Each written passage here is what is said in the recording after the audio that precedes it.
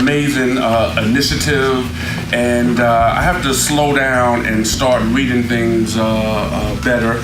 When I got the email from Shawn, I thought he was inviting me for a TED Talk.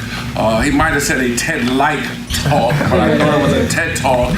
So I had an image of an auditorium that was packed with folks, and I was going to give this 20-minute TED Talk. And then you ever, like, before you have to go to the meeting, you start really looking, and I was like, oh, 5 minutes. Okay, let me start cutting it down. And I am thrilled to be here to talk about the power of giving. For those of you that do not know me, my name is Shawn Dove, native New Yorker, lived in every borough except for Staten Island.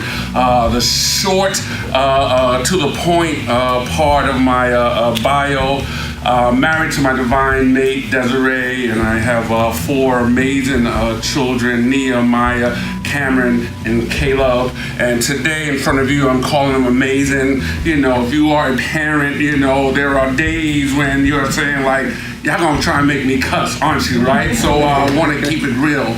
And I want to talk about the power of giving, right? And this is the season to be given.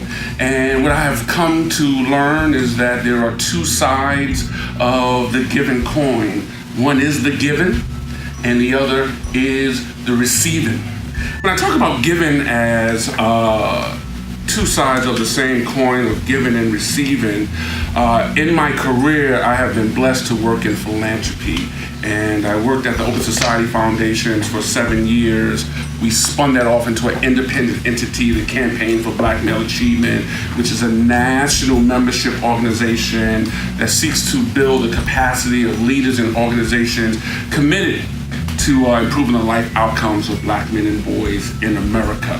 We just celebrated our 10-year anniversary, which is a big deal because when we launched in 2008, we were supposed to be a 3-year campaign.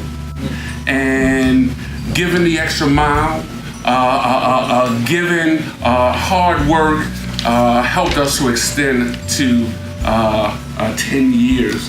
And over 10 years, we either gave or helped to leverage $250 million in this movement of Black male achievement, right? My lesson on giving is one that I realize when you give, stuff comes back to you, right? And I want to say that life is a boomerang. How many of you know how a boomerang works?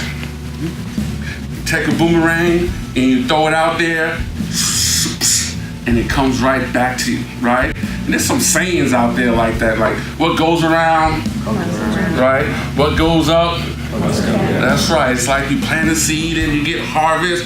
And I learned my boomerang lesson about giving, and what you put out there comes back to you in 4th grade. Now, you may not be able to tell by looking at me, but I used to be a bully.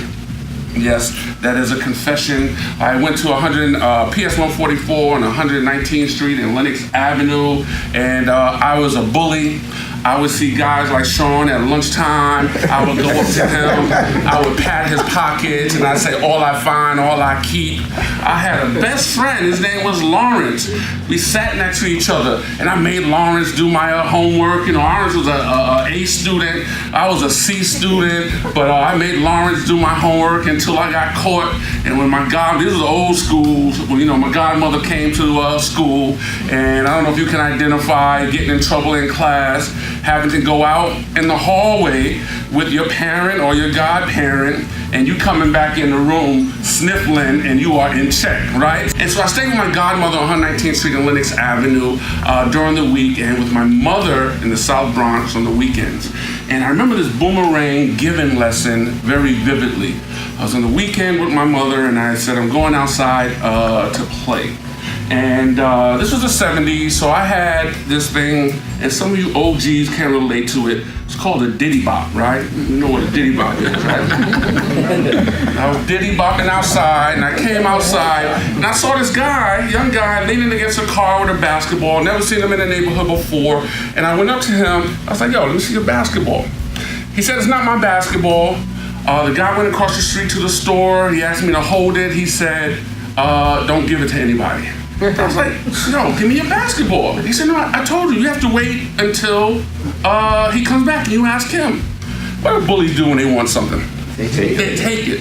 So I decided I was going to take this basketball from him, but he wouldn't let it go. We went back and forth, and he wouldn't let it go. So I stepped back and I said, pow!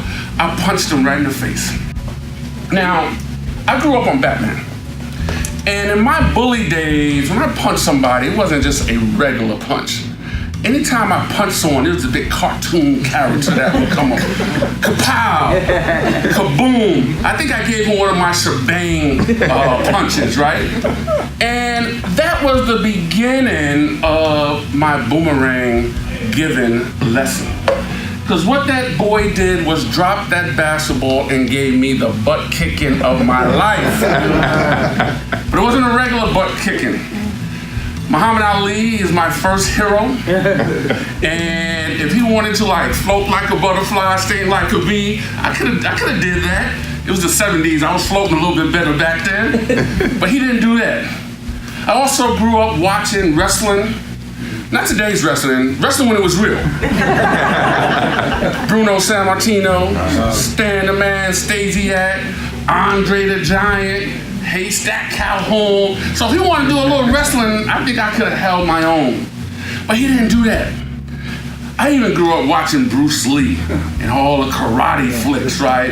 You know, raise your hand if you bought a pair of nunchucks and you tried it, and as soon as you hit yourself in the head, you was like, that was over, right?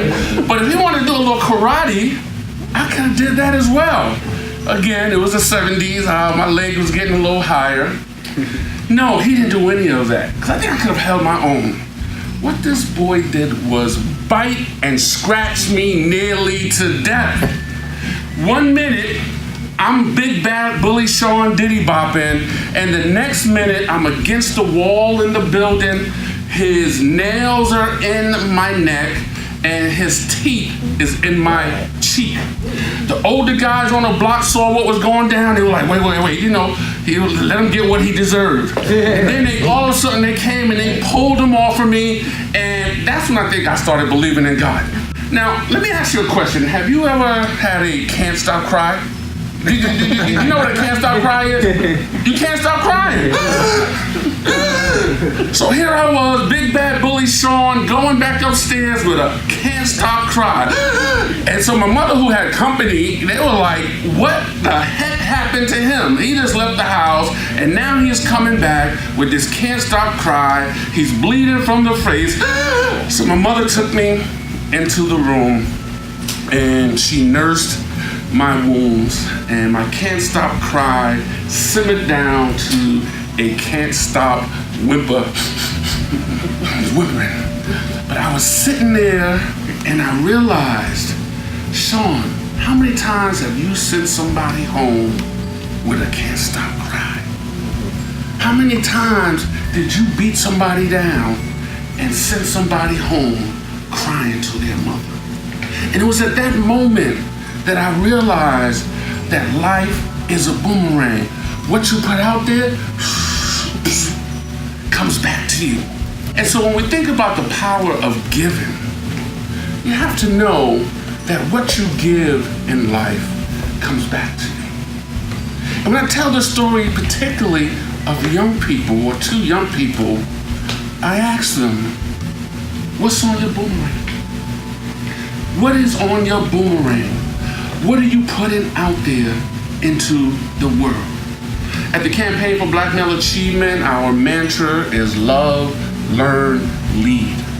And I tell people, if you are in the essence or in the space of the Campaign for Black Male Achievement, and if it doesn't feel like love, learn, lead, it is not us.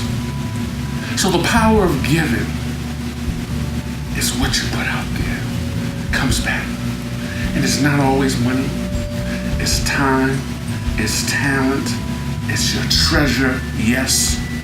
And as we are entering this season and as I enter my closing, you know, we are in the giving profession.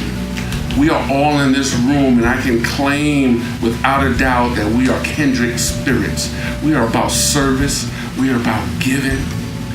But what do we do when we're always giving and we're not giving back to ourselves? We are the iconic leaders that we have been waiting for. Curators of the change we're waiting to see.